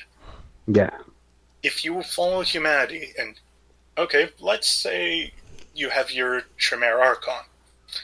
How many sentient beings have they had to kill? A lot. And how has that marked that character? What trauma? When you think it is the best option for you and your clan, and since I worked under a Tremere Archon, it was all about that. But Masquerade violations aside, yeah, it was a bit traumatizing. But that's Are you sure? Because what you're trying to do right now, in essence, is justify mass murder. Yeah. Yeah. What your Tremere Archon is a serial killer. Yeah. But it's who a comes serial up, killer who will never be caught. Just hold up. Who comes up with reasons to justify what the hell he's doing. If anybody, I mean, I'm gonna pull this out of, I mean, this is psychology shit, but go for it. Think about it. Really sit down and think about it. If your Tremere Justicar actually has killed more than, let's say, 500 freaking people since he was made. Mm-hmm. Okay, and that's a conservative estimate. No matter what happens, you still have a core personality that is your character. Mm-hmm. And I don't care who you think you are, but as a human being, murdering tons of people is not cool. And there is not a single person, with the exception of those that are serial killers, that this would not affect in some this is a horrible thing. And this is why the paths were so important to the Sabbat. Right. And this is one of the reasons why I bring it up. And it's not to say that this character, like, here's the thing. I have no doubt that in Vampire there are tons of these traumatized Archons, but the thing is, it's kind of hinted here or there that there's a whole lot of Dominate going around to try and excise certain memories that keep them from acting at full efficiency. But even then, if that isn't ever revealed, it becomes not something to add to the horror of the character. If there's actively a part of that Archon who says, yeah, no, They all had it coming. They were masquerade violators, they were sabbat, Yes. they were infernalists. But there's that one part of their brain that says, yeah, but I've been slaughtering sentient beings. And I've slaughtered so many, I can't even remember their faces. And more importantly, I can't remember my mother's face, my father's face, siblings, children. All of these things have kind of been washed away in a tide of blood and duty. Mm-hmm. That's, And in then- my opinion, is the core Yeah. of it. But the ability but do you to see- actually work under those conditions and still do what is asked of them. Yeah, I get your point. Don't get me Cool. wrong, Dan. I do. I get your point. And there have been times during the concept of this character that I had issue. And I was like, he's starting to get to the point where he's starting to question, Carl Schreck about this bullshit. Mhm. And then you go to Carl Schreck with this bullshit, and then all of a sudden there's no problem. And it has to be a dominate issue. That was the point I was trying to get across. Yeah. Yeah, it was one of those where you go to the Justicar, he says, oh, you're good. And then you come out of the meeting and you're ready to go kill somebody else. Yeah. But you still can't dominate somebody's core person out of them. No. You see what I'm saying? And that's, I guess, It would the big. require constant reinforcement. But there's, first of all, you can play any of these games any way you want, because I know me personally, I like story, I like conflict, I like role playing because I'm an actor. But there's a lot of people that just like to go around and beat stuff up, No, that was not And- the whole concept. No. behind this. I'm talking about something kind of. Oh. I don't know. I was, but and the thing is that the game started out geared towards other goth guys, I guess. Yeah. And other people that start, basically we just thought the stuff was cool, And then as it became more accepted and more mainstream and things like that, there were some of us original guard that kind of resented some of the stuff that was done, but we still played with it. And we had a great time, trust me, I love playing a hack and slash D&D game as much as I like crafting gigantic, overarching, epic stories of Yeah. gods, Clee loves and the doing thing- that. Exactly, man. That's a cool thing is that it was always harder in every other game before this to kind of marry the two together, because of D&D's levels and mechanics and math and a lot of people will go into a D&D game and then never do role playing again, and that was fairly common. But with Vampire, and my ex-wife is a great example of this. She hated role playing, completely hated it. Really? Hated D&D, hated everything about it. Then she played Vampire, And the issue and was him. she could understand it because it was simple. It didn't have a whole lot of mathematics, and I didn't have to know more than Yeah, you putting didn't have this to dot. consult 12 tables or putting- roll right. 36 I can dice. I can take yeah. these dots. I can take these dots and see how cool I look doing it. And it was one of the first systems to really, really do that well. It had been tried before, but so many people, because role playing came from strategic wargaming. back in the 70s. Yeah, I love those. Yeah, and that's where D&D comes from. That's where role-playing games get their core. With the guys that did that were playing those games already, so Squad they did leader, this. etc. Right. And then these things always go into, like, I guess, weird cycles. Like you have like Masquerade, then Requiem, then what we're getting, the And now we're V20, getting and a then- major uptick in Warhammer Right. again. Just saying. Yeah, exactly. Yeah. Everything goes through different phases, and very few very few role-playing games have made it over the years. Very few.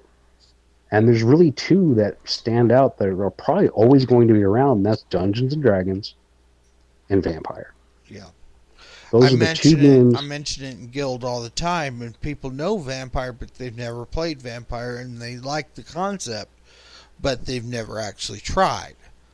And that's why I invited some folks to come listen to the show tonight, for just that reason. And like my girlfriend here, she played D&D before, but had never heard of White Wolf at all.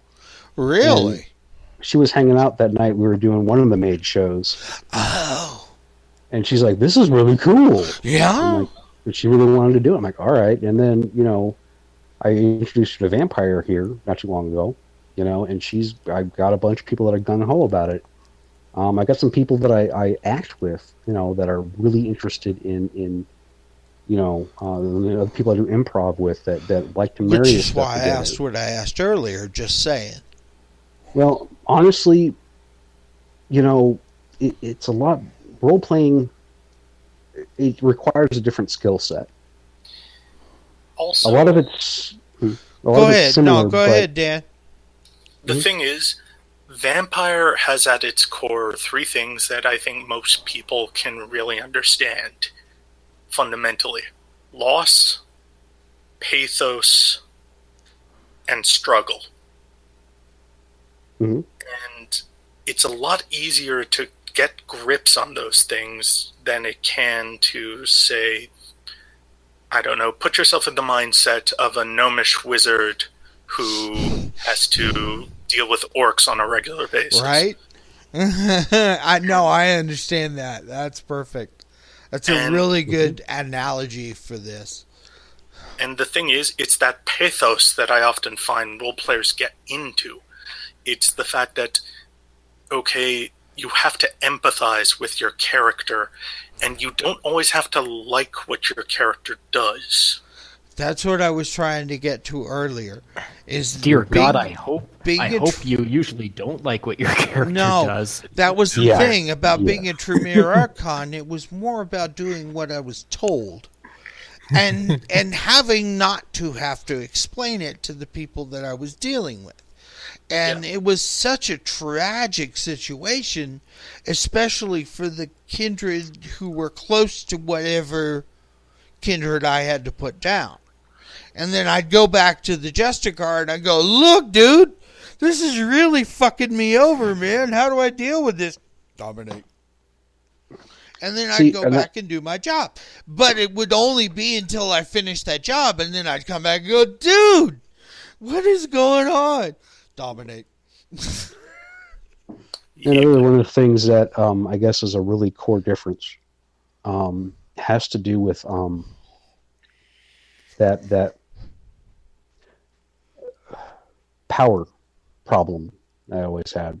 Basically, let's just say generation means so much in Masquerade. In Masquerade, it does. This is fact. Right? Yeah. Yeah. Okay, so literally a 13th generation vampire, really, unless they do something incredibly balls or just, some weird stroke of luck, is not going to take out, a eighth or, the higher generation guys, It's just, unless they get, it's not something that happens. Well, the thing about Requiem that I think also, it gives you a better in for new players, because that person that may be powerful and have more experience points than you can get gunned down by you in about 5 seconds. So there's if you're exceptionally lucky and prepared. Well, it's the thing is that it was the best example I can put is that was less an objection, Eric, and more just a note for you. Right. Right. Let me put. Even in the mechanics themselves, right? One of the things that I know I can do is I can make a simple human, right? Just straight up, I'm a dude that can, and literally that dude has just as much of a chance to beat up that 100-year-old vampire as another 100-year-old vampire. I'm not going to say so that. I'm talking about mechanically. All right. Like, if I roll enough dice, do enough damage, you'll drop, I'll cut your head off. Okay, Gotcha. yeah. Gotcha. You see what I'm saying? I see what you're saying there. That is that inherent danger of, yes, I'm a big, powerful vampire, but I know that it's going to be really easy to unseat me. Well, it's the fact that you aren't. I mean, that's also a thing about Requiem, period. It's the fact that the hierarchy isn't set. It's one thing that was built into Masquerade as part of the punk element of Gothic punk is you're supposed to be up against a hierarchy. Mm-hmm.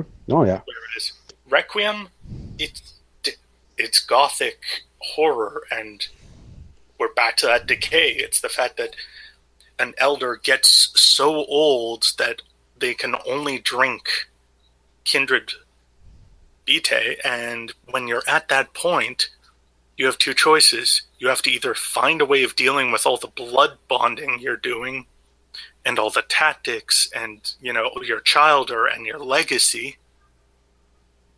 Yep. Or you have to find a way to safely torpor.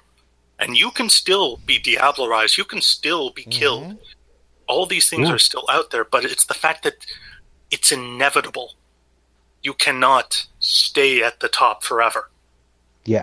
Eventually, sort of a king on the hill situation. Oh, very much. Yeah. And the reason I bring this up is because one of the biggest things that always turned off new players and never made them, and they never wanted to come back, was always that sense of, I'm never going to be able to be that guy, the higher up guy, because I'm always going to be 12th generation. I'm always going to be this.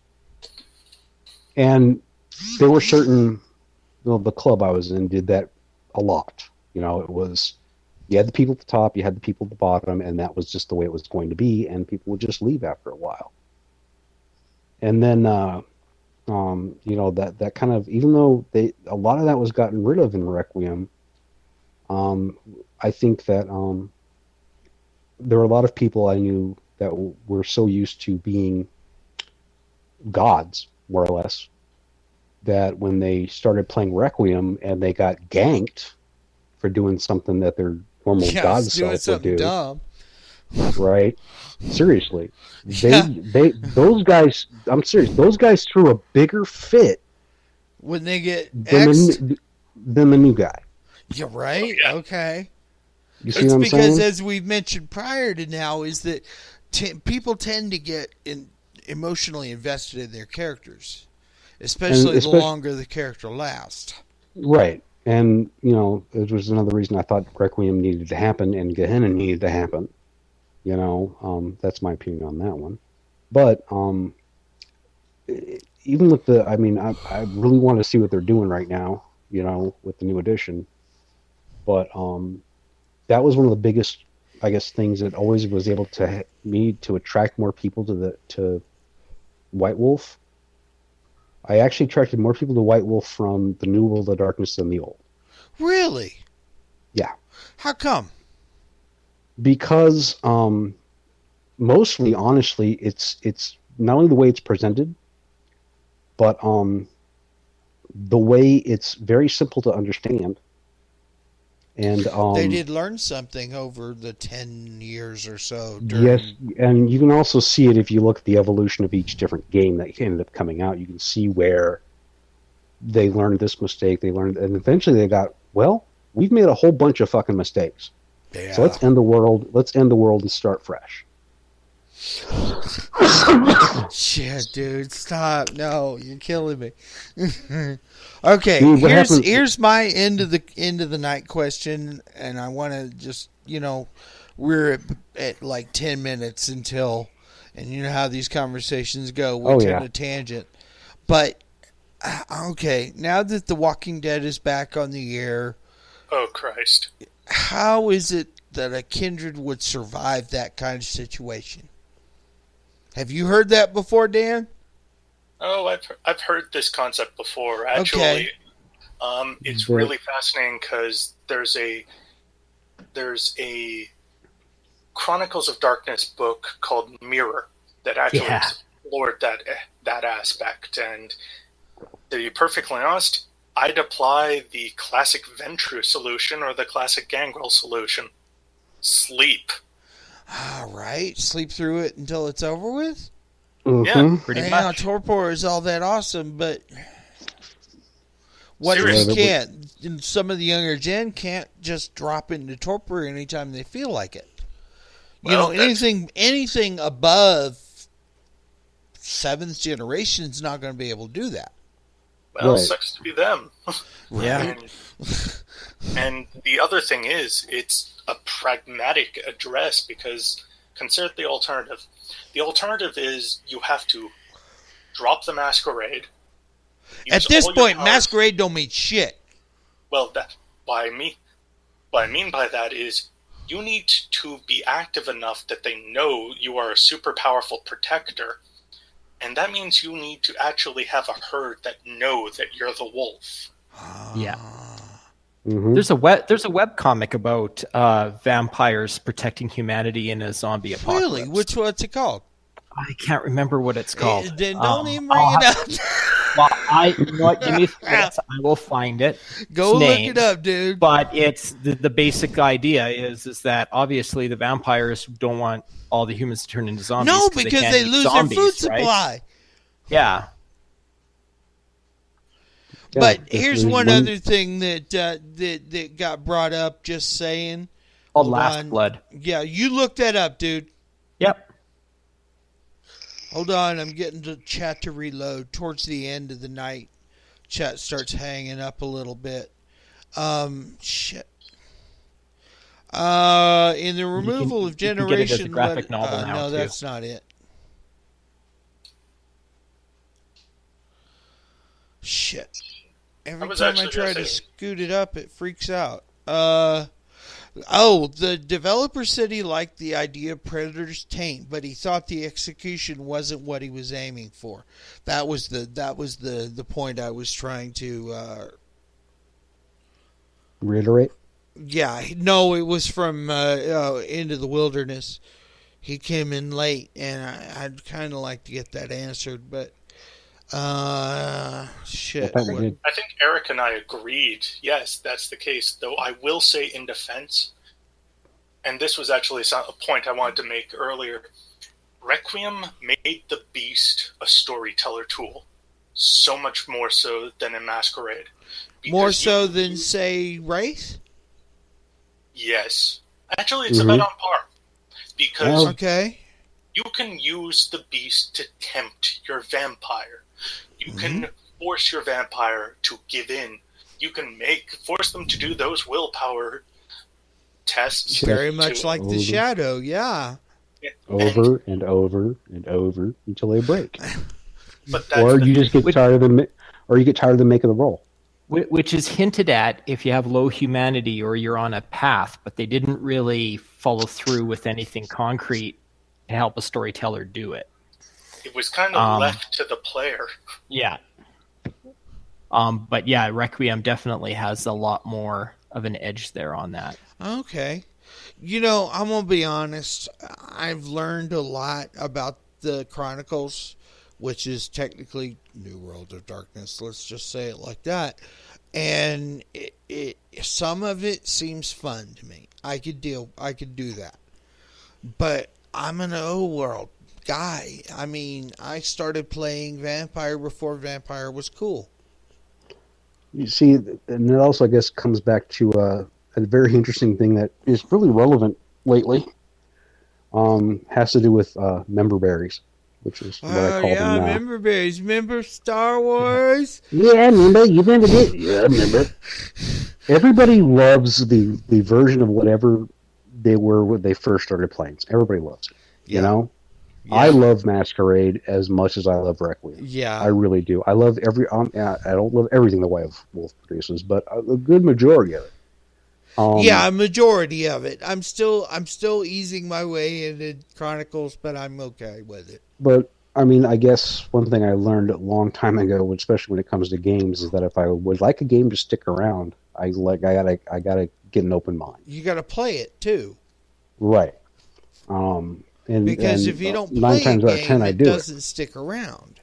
See, Right, when you say play, That's not my experience whatsoever. In my case, it's always in Steam. If I want a game to stick around, I usually have to run it.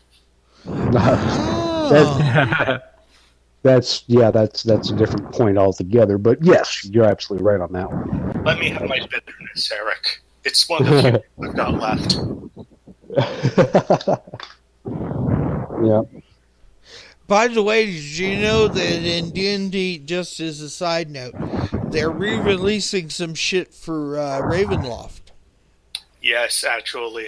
And it is nice to see Ravenloft coming back in a big way. I did. That was my first, experience with vampires, in a gaming situation. And now that I've seen that they're actually redoing Ravenloft in some ways, I'm actually kind of interested in playing D&D if I can find the right DM. Well, if you ever want to do a podcast specifically on the joys of Ravenloft, let me know, because it has a really interesting publishing history. I never really got into it that much. I've actually got every edition. Really? I figured you would. Fast. Yeah, I kind of went ape shit when White Wolf decided to. No, they when they were getting rid of the line, they were selling all the books for like 75% off. Really? Yeah, that's true. And when they fixed their sword and sorcery line. Yeah, when they ended that, and I picked almost every one of them up really cheap, and there was one of them they gave me that I didn't ask for, that they ended up giving me a different book anyway. Huh. Yeah, it was pretty cool. So I got like an extra book out of the whole deal too. Free gaming materials. I mean, shit, I'm not going to turn my nose up at that at all. Yeah, and they've always been a good company with that too. But I mean, yeah, I've been playing Ravenloft since it was just a module. Yeah, I did too, dude. It was my favorite module, and then when they expanded it. No. What was the one with the sci-fi thing? The Star Frontiers? No, for No, D&D. it's a specific Starjammer. No, Spelljammer was different. No, I'm talking about the one where it was an old module they used to play, and you got laser weapons and all kind of cool shit. Oh, I know what you're talking about. Tale of the Comet? No. I think so, yeah. No. Well, that was second edition. So I don't know how far back you're I'm looking. talking old school, back when they still did modules. We're talking before prior my to time. 1979. Well, that was way before my time. Yeah. I still bet up until about 80, I want to say until I was in junior high school in about 84, 85. Anybody in the peanut gallery know? Please post. I really want to remember that one. It's a mountain of some kind, isn't it? I think I remember hearing it. Yeah, it was a weird, crazy mountain with aliens and stuff. Mountain. It's really there was this crashed starship and laser weapons and all this really cool shit. But the upside was that you couldn't use it for long because the power cells would run out. But I cannot. Expedition to the Barrier Peak. Thank you, my man. Thank you, my man. Expedition to the Barrier Peaks. I renewed this motherfucker. Now, but you still haven't come up with the new. Did you know how No, many the new Ravenloft stuff. Oh, right now what it is, because I've already played it, it's a module. Oh, is it? That's what it is so just maybe right White now. Wolf is figuring out the module situation tends to work in their favor as far as the game line. It's different companies doing it. Yeah, I know. WotC bought the rights, didn't they? Yep, no, they always have the rights. They bought the rights when TSR bit the dust. Yeah. And then Wizards of the Coast got bought by Hasbro. Ah, Jesus. So Hasbro owns it. The really interesting thing about the whole Ravenloft thing, I realize I've only got a few seconds, is they actually leased the Ravenloft thing to White Wolf when they were doing their Sword and Sorcery imprint. Really? Mm-hmm. Yep. Oh, yeah. They had a lot of good books. Oh, they had a lot of good books. Unfortunately, the original creators of the Ravenloft stuff hated so much of what was done under Sword and Sorcery. they've gone on record as saying, no, we don't like a lot of this stuff. The module was great. Why did you overly complicate some of this crap? Okay. Well, we're at our 2-hour mark, guys. I want to everybody say goodnight to the audience. Thank you guys for joining us.